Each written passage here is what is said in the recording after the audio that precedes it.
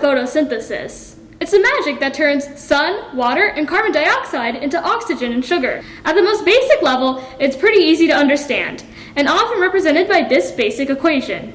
At its most detailed level, it's pretty overwhelming. The purpose of this video is to understand the first piece of this overall process. It's the part that takes water and sunlight and produces ATP and NADPH. This is called the light-dependent reaction part of the photosynthesis process, which makes sense since light energy is an essential input.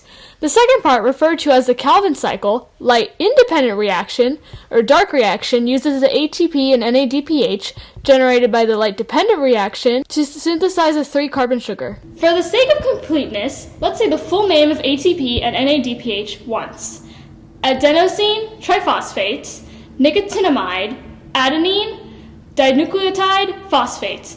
We're focused now on how plants transform water and sunlight into oxygen, ATP, and NADPH. So let's work our way backwards. Let's first visualize our NADPH factory. We won't get into details of how the NADPH factory works, except that it's a protein that uses NADP+ to create NADPH by transferring an electron to NADP+.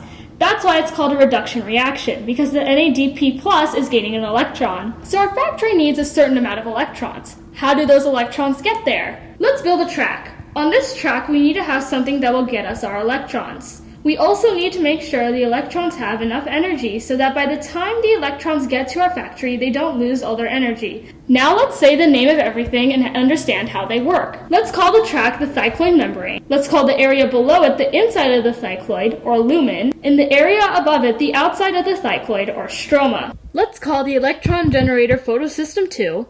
Let's call the electron booster photosystem 1. And let's call the steps in between electron transport chain.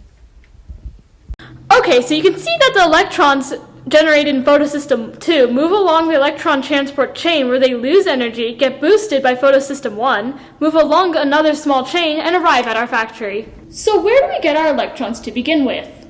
That's where water, sunlight, and chlorophyll come into play. Photosystem 2 is made of chlorophyll, the pigment molecule that gives plants their green color. Each chlorophyll molecule is associated with an electron acceptor and electron donor. These 3 molecules make up the core of photosystem 2. When a chlorophyll molecule is energized by light, 2 electrons are transferred to the electron acceptor, and the positively charged chlorophyll ion then takes a pair of electrons from water, oxidizing water. When water is oxidized, it is split, resulting in hydrogen ions and oxygen. So photosystem 2 has given us electrons, hydrogen ions, and oxygen. The electrons move through the transport chain. As they do, they lose energy and eventually end up at our booster system, photosystem 1, where more light energy is absorbed, increasing the energy of electrons to a level sufficient for the reduction of NADP+ to NADPH. This process is called non-cyclic photophosphorylation. Now we know how NADPH is made. We also know how oxygen is made. What about ATP? Let's visualize our ATP factory. It's a protein that needs protons to drive the formation of ATP from ADP and P. Where does it get these protons? From 2 sources. First, remember the hydrogen ions that were created when chlorophyll oxidized water? Here they are, still hanging out in the lumen. Second, remember those electrons? Electrons passing through the transport chain provide energy to pump H+ ions from the stroma across our track, the thycloid membrane, into the inside area here, which we call the lumen. Because of those 2 sources, we now have more H+ ions in the lumen than outside.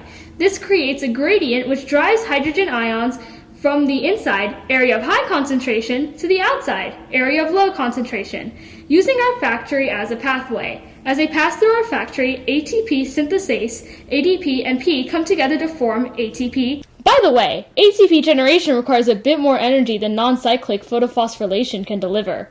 This extra energy is obtained from cyclic photophosphorylation, which involves only the movement of electrons in the electron transport chain between photosystem 2 and photosystem 1, rather than to NADP+. Now where does this all occur? Well, inside plant leaves are certain cells that contain chloroplasts. Chloroplasts have a gel-like liquid called the stroma. Remember the area above our track? And floating in the stroma are disc-like structures called thycloids. Remember that track? It's a membrane defining the boundary of the thycloid structure. Keep in mind, there are many more details to this process. Thank you for watching.